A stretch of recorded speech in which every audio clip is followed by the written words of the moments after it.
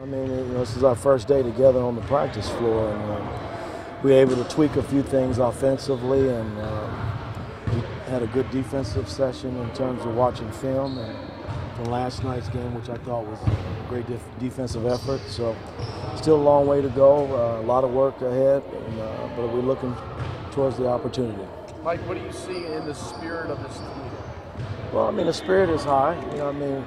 Yesterday morning was kind of low for everybody.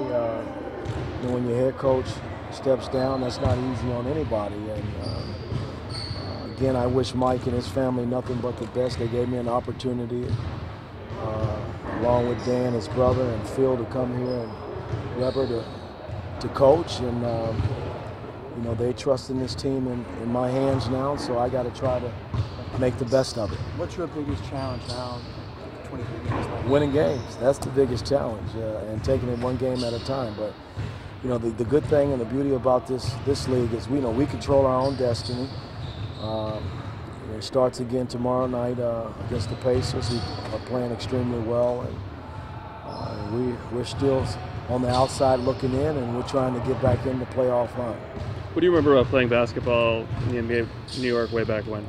Well, I remember playing for a great coach in Red Holtzman, who taught me that rookies were to sit and listen and learn, and that taught me a valuable lesson, I think, but way back when. And I did. I sat and I listened, and I learned a lot as a rookie. We had a really good ball club that particular year where we won 50 games, and it just kind of jump-started my career, and I was traded and was able to move on and start to play basketball on the floor in the NBA. Mike, for whatever reason, this team's been streaky.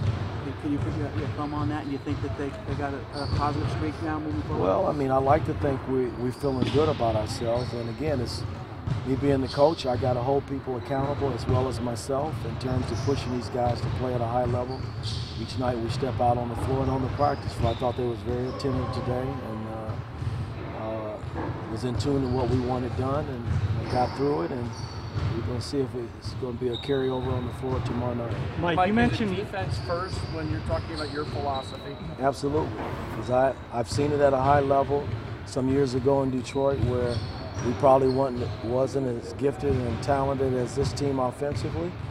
So we did everything defense first and won an NBA title doing it that way. And I think when you get in the playoff run and deep into the playoffs, it's the teams that really defend and rebound.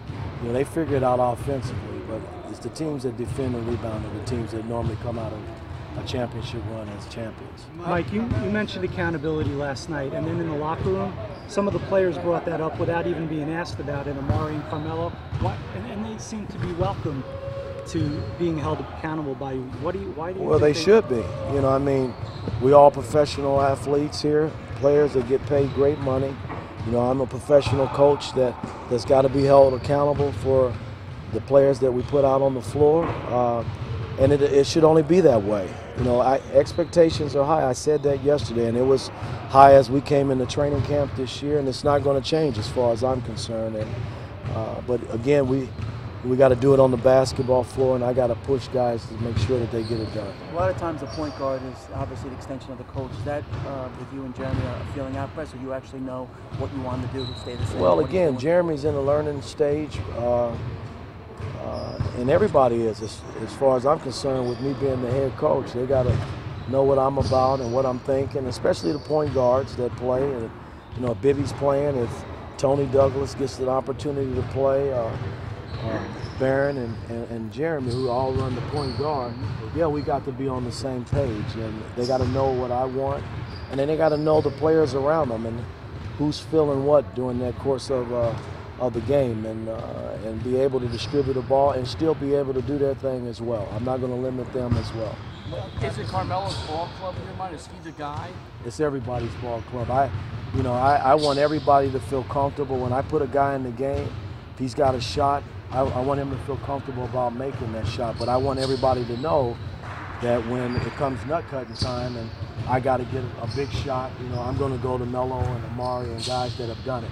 A lot of these guys are young and they're still trying to figure it out. Those guys have been around the block a number of times and they've done it. So they'll be the go-to guys coming down the stretch. Given your Indiana Hoosier ties and Pistons ties, did you talk to Isaiah or Larry Brown about coaching the Knicks? No, I mean, once I got the job, they called and congratulated me. Again, it was a surprise to me. I wasn't expecting this, but again, I'm not scared of a challenge either, and I'm looking forward to this opportunity. I know it's a short period of time. We got 23 games left, and you can rest assured I'm going to try to make the best of it. What was the biggest difference being head coach today as opposed to being the assistant? Well, I mean, again, you're more in control. And I went 6 years, guys, in Atlanta, where I started with a very young team of 18 and 19-year-old young men. And it's not a day that goes by I don't thank the Atlanta Hawk organization for giving me an opportunity to build that basketball team. And unfortunately, I wasn't able to finish the job. It was a good run. And Mike D'Antoni and his family and Mr. Dolan and Grunwald gave me an opportunity to come back. I set out a year, something I hadn't done in many, many years, and it was frustrating to sit and watch, but they gave me an opportunity to come back here where it all started 30-some years ago, and now here I am as the head coach. Mike, how much A big influence. I mean, without a doubt. I mean, I learned a lot playing for Bob Knight. He's a very good friend of mine.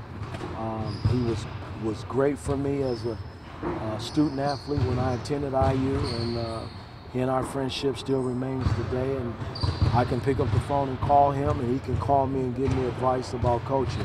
He's the best at coaching, man. I don't care how you cut it. He taught me how to prepare, along with a lot of other coaches that I had an opportunity to play and work with.